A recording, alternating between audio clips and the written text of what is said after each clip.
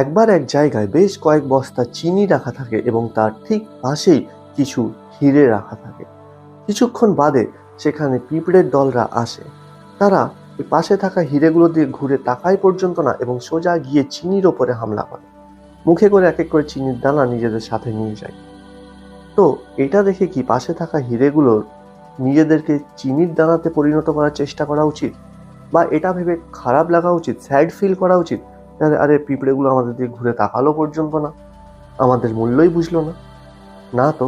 কারণ ওরা পিঁপড়ে, ওদের বোধ বুদ্ধি চিন্তা ভাবনা ওই চিনি অব্দি সীমিত, তাই ওদের চিনি পছন্দ।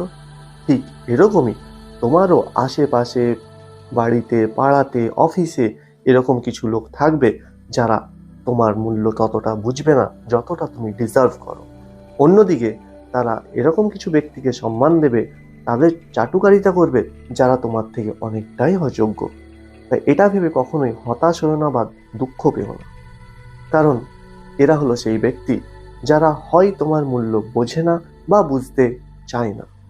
কখনোই সেলফ ডাউটে এসো না যে আদৌ কি আমি কোনো কাজের যোগ্য, এরকম কখনোই ভাববে না। মনে রাখবে, পিঁপড়ে হীরের মূল্য বুঝবে না।